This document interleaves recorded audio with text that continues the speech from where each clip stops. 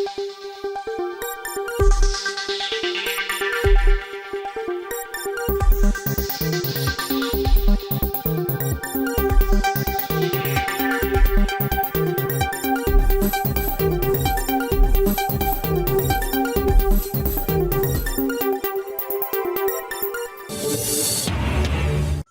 শেষে কারাগারে ইনু।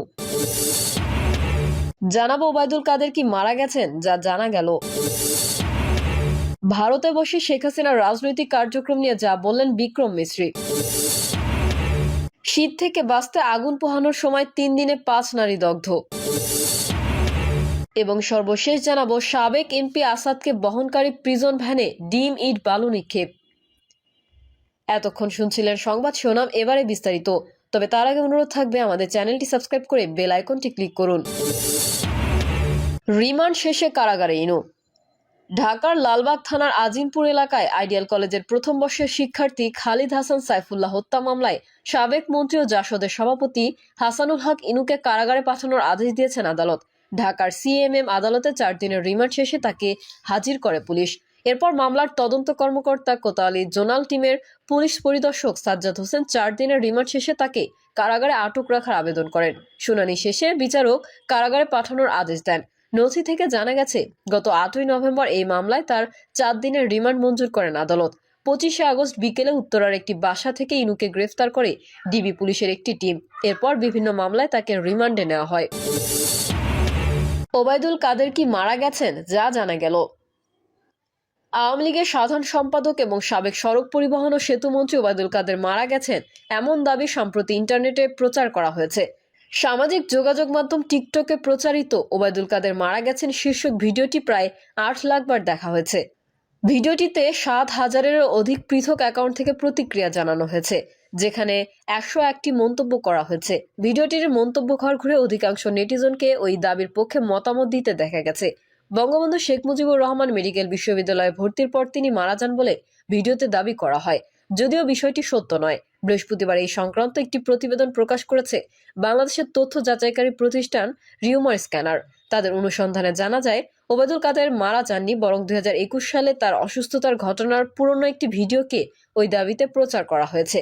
এ বিষয়ে অনুসন্ধানে দেশীয় ও আন্তর্জাতিক কোনো সংবাদ মাধ্যম কিংবা সংশ্লিষ্ট নির্ভরযোগ্য কোনো সূত্রে ওবায়দুল কাদেরের মৃত্যুর বিষয়ে কোনো তথ্য পাওয়া যায়নি। জানা যায়, 2021 সালের 14ই ডিসেম্বর শারীরিক অসুস্থতা সহ বুকে ব্যথা নিয়ে বঙ্গবন্ধু শেখ মুজিবুর রহমান মেডিকেল বিশ্ববিদ্যালয়ে ভর্তি হয়েছিলেন তৎকালীন সড়ক পরিবহন ও সেতুমন্ত্রী ওবায়দুল কাদের। অর্থাৎ এই ভিডিওটি সাম্প্রতিক সময়ের নয়। তাছাড়া আলোচিত ভিডিওতে মূল প্রতিবেদনের অংশের সঙ্গে মারা গেছেন। মৃত্যুকালে তার বয়স ছিল 82 বছর। শীর্ষক অংশটুকু সম্পাদনার মাধ্যমে বসানো হয়েছে। মূল প্রতিবেদন কোথাও তার মৃত্যুর বিষয়ে কিছু উল্লেখ নেই। প্রসঙ্গত, আগেও ইন্টারনেটে ওবায়দুল কাদেরের মৃত্যুর গুজব ছড়িয়ে পড়লে সেই সময় তা নিয়ে ফ্যাক্ট চেক প্রতিবেদন প্রকাশ করে রিউমার স্ক্যানার। সুতরাং সাবেক সড়ক পরিবহন ও সেতুমন্ত্রী ওবায়দুল কাদের মারা গেছেন দাবিতে ইন্টারনেটে প্রচারিত তথ্যটি সম্পূর্ণ মিথ্যা। ভারতে বসে শেখ হাসিনার রাজনৈতিক কার্যক্রম নিয়ে যা বললেন বিক্রম মিশ্রি। বাংলাদেশের অন্তর্বর্তী সরকারের সমালোচনা করে শেখ হাসিনা যে বিবৃতি দিচ্ছেন তা ভারত সরকার সমর্থন করে না বলে জানিয়েছেন ভারতের পররাষ্ট্র সচিব বিক্রম মিশ্রি। এটি দুই দেশের পারস্পরিক সম্পর্কে একটি ক্ষুদ্র প্রতিবন্ধক হিসেবে উল্লেখ করেন তিনি। ভারতীয় গণমাধ্যম দ্য হিন্দুর বরাতে জানা যায়, বুধবার সংসদীয় স্থায়ী কমিটিকে পররাষ্ট্র সচিব বিক্রম মিশ্রি জানিয়েছেন, ভারতে বসে ক্ষমতাচ্যুত প্রধানমন্ত্রী শেখ হাসিনার বাংলাদেশের অন্তর্বর্তী সরকারের সমালোচনার বিষয়টি সমর্থন করে না নরেন্দ্র মোদী সরকার। ভারতের পররাষ্ট্র সচিব বলেন, শেখ হাসিনা নিজের ব্যক্তিগত যোগাযোগের উপকরণ ব্যবহার করে বক্তব্য দিচ্ছেন। ভারত সরকার তাকে কোনো প্ল্যাটফর্ম বা সুযোগ প্রদান করেনি যাতে তিনি ভারতীয় ভূখণ্ড থেকে তার রাজনৈতিক কার্যক্রম চালিয়ে যেতে পারেন। তিনি আরও বলেন, ভারতের সঙ্গে বাংলাদেশের সম্পর্ক কোনো একক রাজনৈতিক দল বা সরকারের মধ্যে সীমাবদ্ধ নয়, বরং বাংলাদেশের জনগণের প্রতি মনোযোগ দিয়েই সম্পর্ক বিবেচনা করে ভারত। ভারতের সংবাদ মাধ্যম ইন্ডিয়ান এক্সপ্রেস জানায়, নয়াদিল্লির সংসদ ভবনের অ্যানেক্স বিল্ডিংয়ে 2.5 ঘন্টারও বেশি সময় ধরে এই ব্রিফিং চলে। এতে দেশটির 21 থেকে 22 জন সংসদ সদস্য উপস্থিত ছিলেন। প্রতিবেদনে বলা হয়, ব্রিফিংয়ের সময় পররাষ্ট্র সচিব বিক্রম মিশ্রির কাছে ভারতের কয়েকজন সংসদ সদস্য জানতে চেয়েছেন শেখ হাসিনা কোন মর্যাদায় ভারতে অবস্থান করছেন। এ সময় উপস্থিত সংসদ সদস্যরা প্রশ্নবাণে জর্জরিত করেছেন বিক্রম মিশ্রিকে। বাংলাদেশ ও ভারতের চলমান উত্তেজনার মধ্যেই সম্প্রতি দুই দেশের পররাষ্ট্র সচিব পর্যায়ের বৈঠক অনুষ্ঠিত হয়েছে।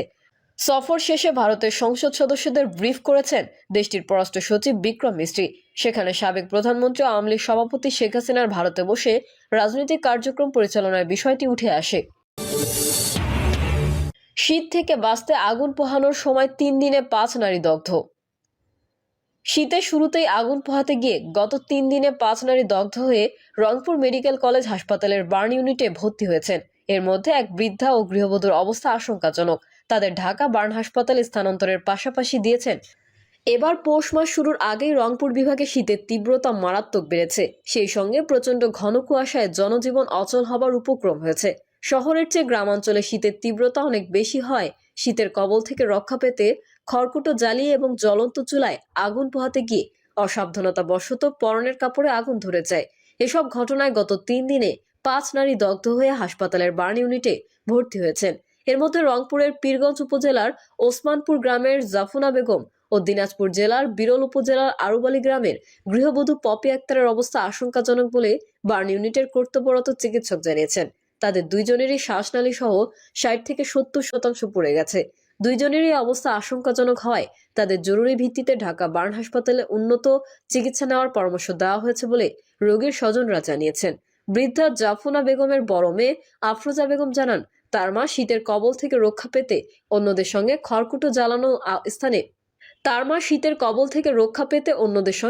খড়কুটো জ্বালানো স্থানে আগুন পোহানোর সময় অসাবধানতাবশত তার শাড়িতে আগুন ধরে যায়। মুহূর্তের মধ্যে সারা শরীরে আগুন ছড়িয়ে পড়ে। এতে পা থেকে মুখ সহ বেশিরভাগ জায়গায় মারাত্মক দগ্ধ হয়। আশঙ্কাজনক অবস্থায় প্রথমে তাকে পীরগঞ্জ উপজেলা স্বাস্থ্য কমপ্লেক্স ভর্তি করা হলে চিকিৎসকরা তাকে রংপুর মেডিকেল কলেজ হাসপাতালে চিকিৎসা নেওয়ার জন্য ভর্তি হতে বললে মঙ্গলবার রাতে সেখানে ভর্তি করা হয়। ডাক্তাররা বলেছেন তার মায়ের শ্বাসনালী সহ শরীরের 70% দগ্ধ হয়েছে। তিনি জানান, এ অবস্থায় উন্নত চিকিৎসার জন্য ঢাকায় ভর্তি হতে বলেছেন, কিন্তু ঢাকায় নিয়ে যাওয়া ও চিকিৎসার খরচ চালানোর মতো অবস্থা তাদের নেই।